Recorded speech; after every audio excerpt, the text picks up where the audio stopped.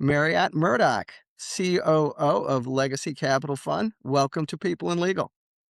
Thank you, Tim. Appreciate the invite. Yeah, and for everybody joining us, my name is Tim Kenney. I'm relatively new to People in Legal. I'm not relatively new to legal. I'm actually a licensed attorney. I've been in legal tech for over 30 years, different software and consulting companies. Right now, I have a consulting company called 𝗁𝘂𝗺, and I help legal technology companies go to market, improve their partnership functions, and expand geographically. So, thanks so much for joining us, Marriott.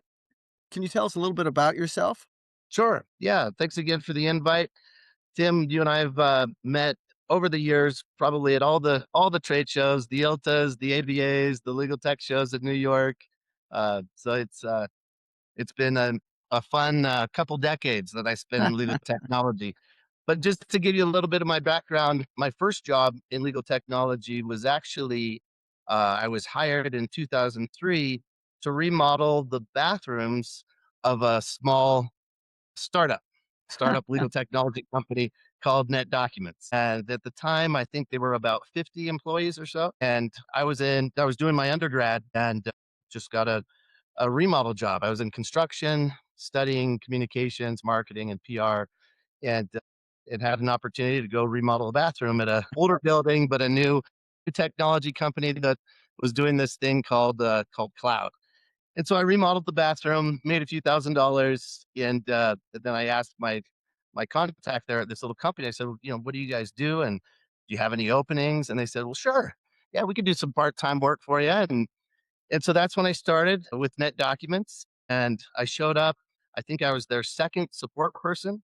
They sat me down at a desk. They said, here's a phone, here's a computer. If the phone rings, solve the problems. I was fairly tech savvy for a younger college student. And so that's where it started. I finished my undergrad doing support at NetDocuments. NetDocuments, as a cloud-based document and email management provider for legal, they were always SaaS, multi-tenant architecture using the cloud. I'm not even sure if we used the term cloud back then. And it was a lot of fun. Taught me a lot while I finished my undergrad.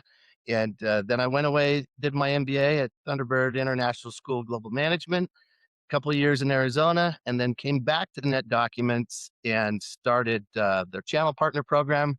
At the time, it was non-existent, where we were going to recruit these consulting companies out there. Uh, Basically, everyone knows them: the Kraft Kennedys, Affinities, Essentio, Element, a lot of these trainers and resellers and implementers for document email management.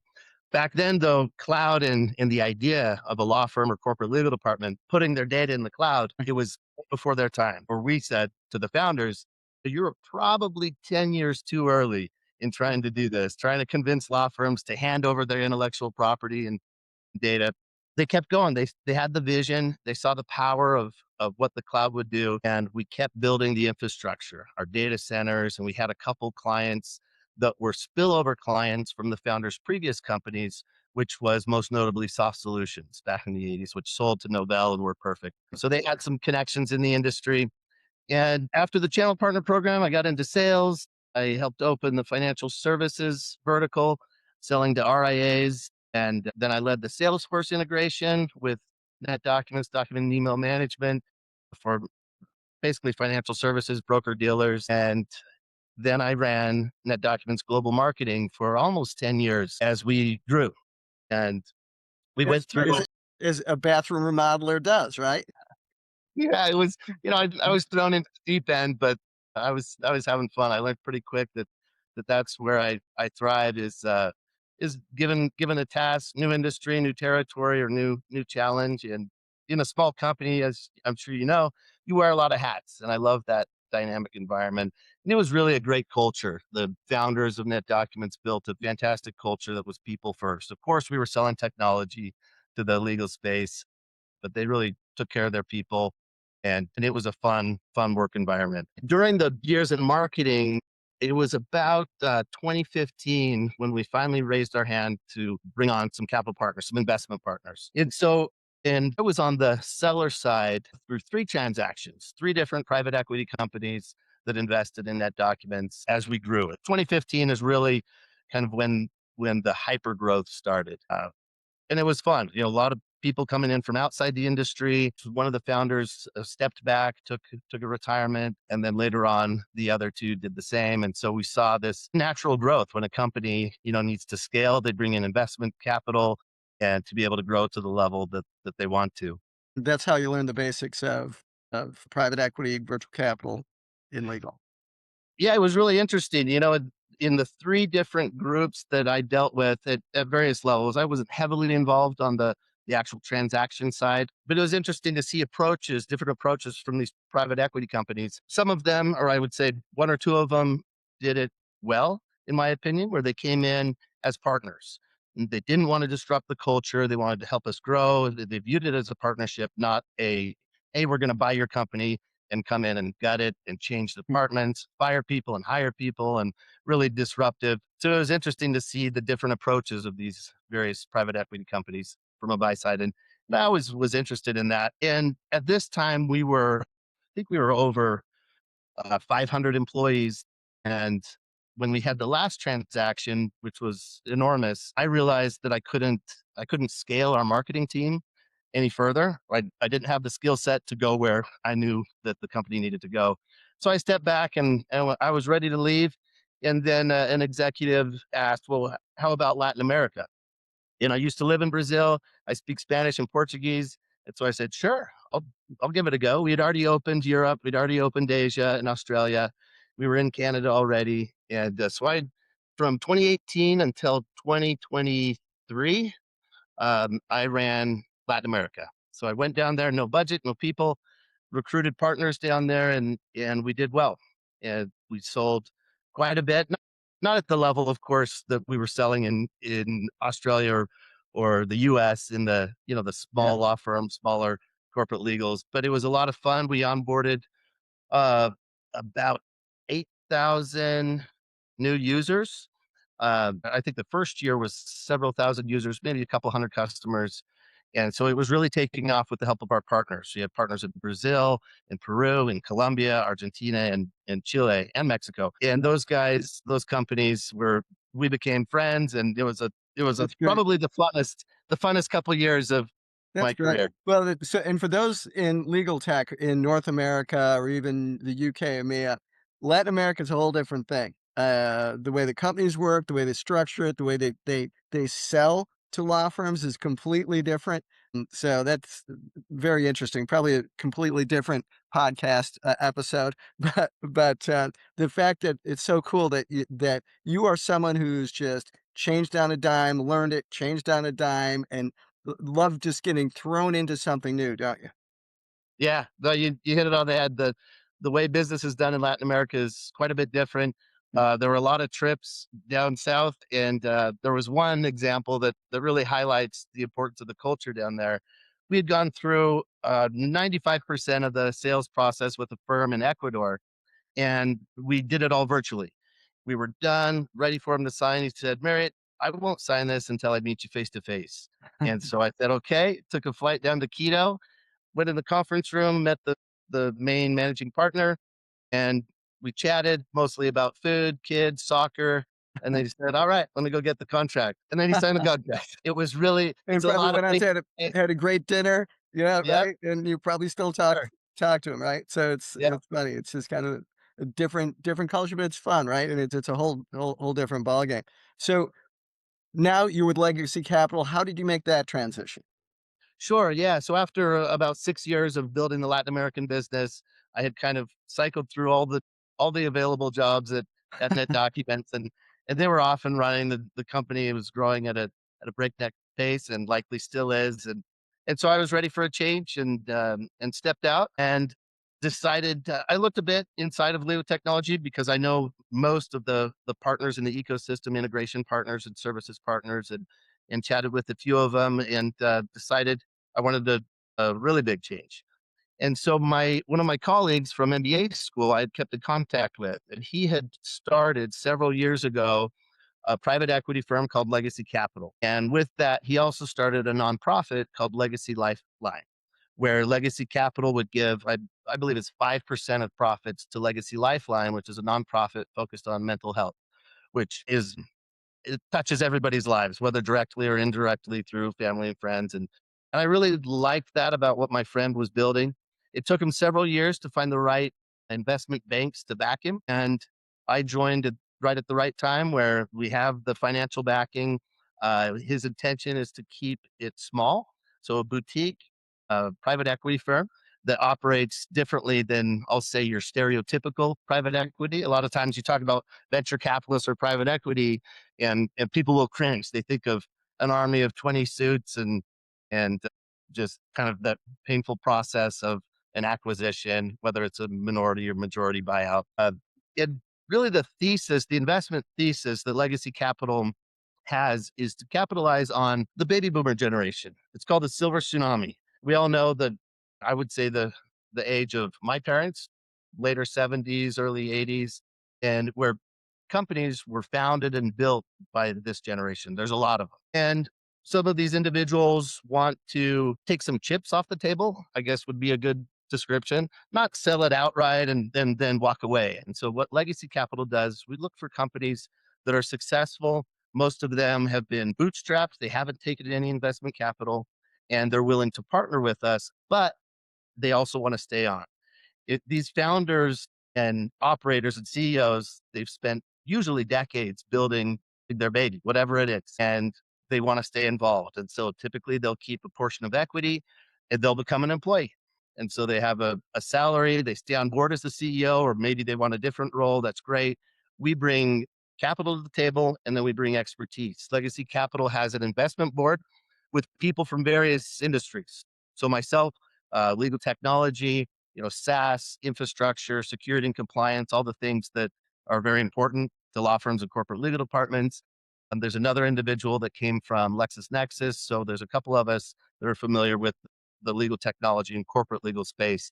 Then there's others from various industries. And right now we're focused on logistics.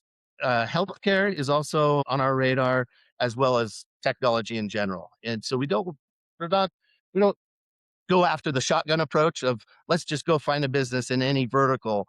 We're very intentional about which verticals we choose. And right now we're in the logistics space, but legal technology is definitely on our radar. As you know, the legal technology space is attracting a lot of investment and interest from these financial institutions, and there's fantastic startups. And then of course, AI is changing the landscape and as well. So we'll definitely get there. But yeah, in summary, Legacy Capital is a small boutique private equity firm that partners with companies, allowing founder operators to stay on board, take some money off the table. Legacy Capital acquires a majority stakes. These are acquisitions. We go in and we buy the company, but we don't go in with the heavy hand. We don't intend to break things that are already working. We simply work with the team to see how it can grow, how it can scale, and then we either continue on with acquiring groups of companies in the same vertical and being able to get synergies between these companies, or if it makes sense, 3 to 5 years down the road, then we exit. Plans. What if I've got a legal tech company and I've had enough? Just buy me out, Marriott.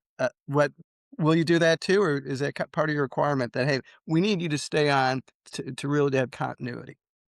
Yeah, no, that's a great question. So first, our floor, I would say, is about 5 million minimum in annual recurring revenue, in gross revenue, I'll say. And so we're in the mid market. We don't intend to be the big, KKRs or these massive multi-billion dollar private equity firms, but we want to cater to the underserved market, the underserved space. And so, yeah, if you came to us and you're annual gross is 5 million plus, we would definitely have a conversation. If you did want to exit, we'd probably try to keep you on at least for a while because you built the business. You likely know it better than us. But if your plan was to truly exit and retire, we wouldn't discount you or not entertain the deal just based on that. So our investment thesis is kind of the framework, but it doesn't mean that we'll turn our back on a good partnership and good relationships. And that's the other important thing about Legacy Capital is, yes, of course, there's a lot of numbers, due diligence, compliance. Legacy Capital is registered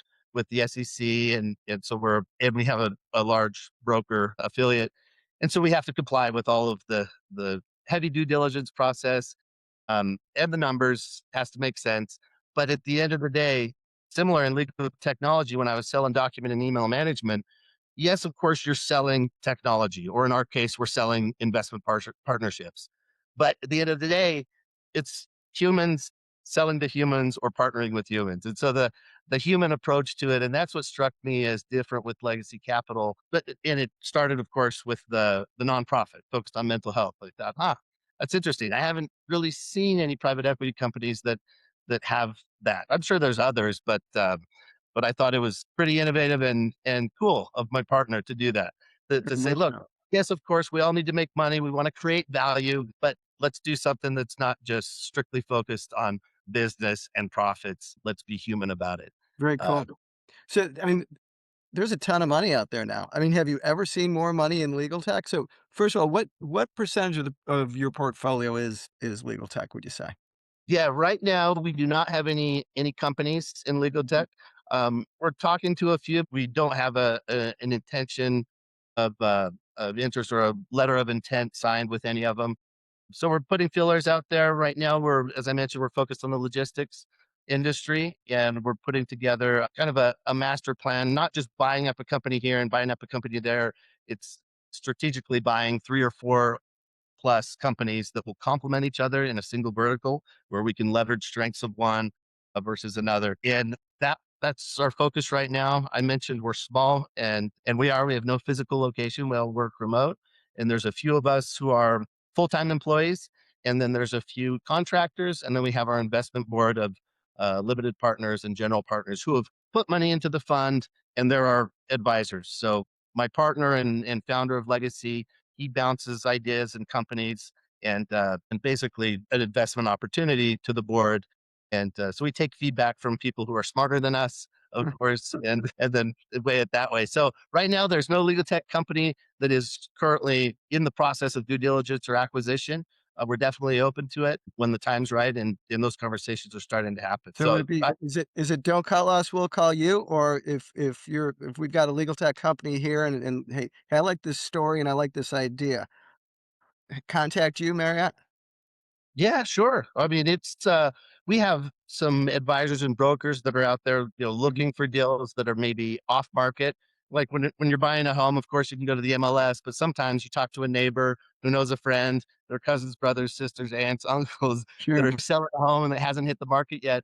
So yeah, I would say if there's a company out there that thinks they fit the profile, they need partners who know the industry, who know how to come in and help and grow depending on what it is that they want to do, whether it's scale, whether it's create programs, integrations, partnerships. But to do that, you need capital and you need more hands on deck, more eyes, more brains, more connections. Let's say you usually do, bootstrap, but let's say somebody got some seed funding or some angel funding or even maybe a Series A and then just kinda stalled out. Do you ever help companies like that? Yeah, a couple of companies have, they'll have debt or some of these early investors, on the side. What Legacy Mhm. Capital does is we'll go in and we'll consolidate it all and typically wipe them out in the sense that assuming that the early angel investors want to cash out. If they don't, then we'd wrap them into the deal. But the idea is that Legacy Capital does take financial control in that we're alleviating that burden and giving them access to capital to be able to grow. So, for example, let's say a small legal tech company built on AI, maybe some cool, I don't know, federated search engine using AI that looks at the content store, the enterprise content management that also ties into their practice management and other systems and uses AI or whatever that is. But they need to build more technology. They need more developers. They need to bolster it. But maybe they have a customer base of 50 or 100 law firms and they're doing $5 or $6 million a year. But they've reached their ceiling of what they can do with their current capital and their current debt. That would be a perfect fit for Legacy Capital to take a look and potentially partner, where we'll say the founder who bootstrapped most of it, maybe an angel investor, and see if they want to stay on board for the long term, see how the partnership would work. We're small enough that we haven't had to create a hard, fast uh, package where if you don't check these boxes, then we're not going to take a look at the company. We take it much more on a case by case basis. And going back to the human aspect, a lot of it is starting, with virtual conversations, and then we go on site and we meet them. So, and what I bring to the legacy capital is the not only the legal technology experience, but going back to Latin America, I truly believe that there's an aspect of business that we could do better at as, and I don't mean to generalize, but as North Americans. And of course, since COVID, a lot more is done virtually, which is great. I could see your face. We're having this conversation, but it still doesn't replace going out to lunch or meeting face to face, spending some time and really getting to know the person. It makes all in my opinion, makes all the difference in the world It's right. when you I mean, find.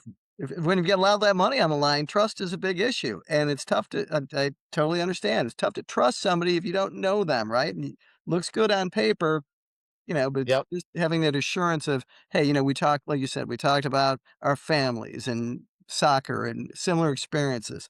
I think that's a really cool approach. Yeah. What recommendations would you have? Let's say that I am a bootstrap company. I'm almost to 5 million. All of a sudden, people are starting to knock on my door and offer me money. Put yourselves in their position. What's some advice you could give a company like that? Yeah, yeah, the 5 million mark, that's kind of what we set internally. But again, it's not a hard fast rule. There's one company that let's see, they are, I don't think they're specific to legal technology, but there's some overlap there. It's a technology company and they might be at 1 or 2 million. And we're talking with them. So the 5 million is where we want to be, 5 million plus. But if it's great technology, good company, good people, and there's real value in what they're creating in the market or an obvious gap in a market, yeah, we'd love to have the conversation. We typically just look at where are you? What are you doing? What problems are you solving? How much debt do you have? How much revenue do you have? What's your vision? What's your dream for the future of this company? What would you do if you had big big financial backer? Um, how would you scale it? Why? So Yeah. learning about the gaps and the problems that whatever technology or whatever company is solving in the marketplace. And helping them Uh, solve that, and then that's what I'm doing with my company too, Marriott. So it's you've seen it in legal tech, right? Products don't fail because the product is necessarily bad, right? A lot of times you just don't have the right go-to-market motion, you don't have the right advice, you're not putting your money in the right places or the right people. So, you're helping solve that problem, which is kind of unusual, right? For for private equity. Like you said, a lot of times there's suits coming in, we're gonna tell you how this is gonna go. These are the numbers you're gonna hit. Goodbye. You've got kind of a family approach, right? yeah, yeah. I mean, that's the idea, especially in the small and mid market, size of companies, which Mhm. is where we fit. So yeah, taking it on a case by case basis, making it personable and trying to break that norm, that stigma, the stereotype of, oh, here's another private equity firm with a bunch of money. They want to come in and buy us out, and they're gonna gut our culture. They're gonna break things that we think are working. Yeah. And so we're trying to kind of redefine the face of private equity. But as you were talking, I remembered one company we were looking at. It was a API integration company, not specific to legal technology, but I believe they had a customer or two in legal. It was a software development company founded by an engineer, very intelligent guy, and most of his staff and contractors are engineers, very tech heavy, tech smart people. They Mhm. lacked, they are successful and profitable, but they don't spend anything on marketing. They have no marketing person. They don't spend anything on sales. And so they lack the front end. Don't these people realize our product is genius and just go buy it, and that's not the way people buy Yeah. software? No, but Pro it's a great example of here's a Yeah. company that managed to become profitable without any marketing or sales. Which means, oh my gosh, if you're Right. selling it already just based on word of mouth and the fact Yeah. that you've created some value and bridged the gap in the marketplace. And so if we come on board and help them build out a sales team, a marketing plan, build out a reseller or OEM program, it could be a great opportunity to help them grow. Matching, their needs with the vision they have, the founders, operators, and executives, that's really the goal. Very cool. So any other advice you could offer anybody out there regarding what you do, how they should approach the funding situation? Yeah. So right now, primarily, so I'm the chief operations officer, which is, I guess, a C-level title, but we're a very small company. Basically means I wear all the hats through the process, and a lot of it is due diligence. So if there's a company that is thinking about potentially raising money or partnering with a private equity firm, but always, of course, this is just good business practice with correct financials and documentation. A lot of the due diligence is where's your money coming from? What's your customer base like? Is your customer, let's say you have 100 customers, do the top five customers make up 80 or 90% of your revenue? Those kind of things. What's your vision?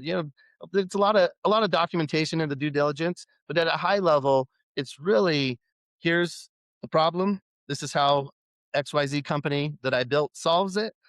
This is what we're currently doing. This is our current debt. This is our current income. And this is where we want to go. This is where we believe we need to go. And this is what we need to get there. So even in some of those high kind of macro level conversations, if someone's really thinking about scaling up and of course, we're not a venture capitalist company where someone's going to pitch an idea, or maybe it's a startup that isn't making money yet, doesn't have customers yet.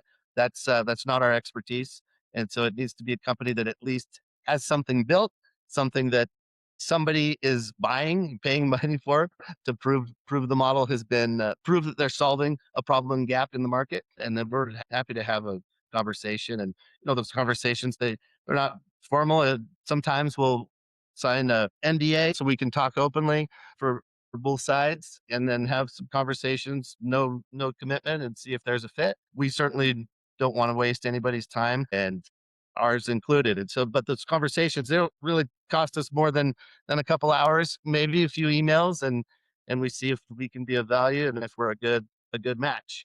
Um, some companies that are thinking about raising capital, they'll go to these brokers. So there's brokers, not to demean the title, I like to call them the matchmakers. So there's companies and consultants out there. They are constantly talking with founders and owners, whether companies have raised their hand or not for capital, and just saying, "Hey, have you ever thought about maybe getting an influx of capital to be able to grow this, so you're not so personally leveraged? Your house is probably has a second mortgage, so you could do payroll in your early days as you were starting this up. Let's consolidate your debt, bring in a partner that's not going to break what you built, but it's going to help you." And so those brokers, those matchmakers, is one route of where companies could go to. Those brokers, they make a percentage. If the deal ends up closing and the transaction is completed, they'll make a percentage. That's their business. Companies can also just go direct to the private equity company. We have had a couple that have reached out to us, whether they see us online or have heard word of mouth, and they'll say, Marriott, or go to my partner whose name is 𝘁𝗀, and they'll say, Scott, just been thinking about this. I don't know if this is the direction I want to go. Tell me more about what you do. I'll tell you where we're at as a business. So really, it starts typically informal. And then if there is a potential fit, then like I said, we do a simple NDA DocuSign. Then we dig again, to the next level. And then and it kind of goes from there until we get to a letter of intent, which is Legacy Capital's very interested in your company, and here's what we think it's valued at, the multiples that we think you deserve based on your gross revenue, based on what you've done in the market. And if you like this letter of intent, they sign it, both sides sign it, and then we start the due diligence process, and we're off to the races. And due diligence can take it's typically several months, as we have third parties doing their quality of earnings and looking through the financials, and then we'll go on site and meet the people, and pretty hands-on due diligence and a lot of box checking, because we need to be covered. They need to be covered as a SEC registered private equity fund with our broker dealer. We want to make sure we're doing it right. We don't cut corners, but we also can move pretty quick because we're small, and so that makes it fun. Yeah, that's great. Listen, so thanks so much for coming on People Legal. Obviously, you're an interesting person. Legacy Capital, really cool sounding company. So continued success, and thanks again, Marriott. Tim, it was a pleasure. Yeah, I do miss all my friends in legal technology, Huh. and my hope and plan is Legacy Capital will get more and more involved in that space, and I'll be able to reach back out to my contacts and see what we can do, how we can help some of these companies. Well, great. Well, maybe this will be the launching pad for it. Hope Fantastic. so. Great. Thanks, Marriott. Have a good one. Bye bye. Bye.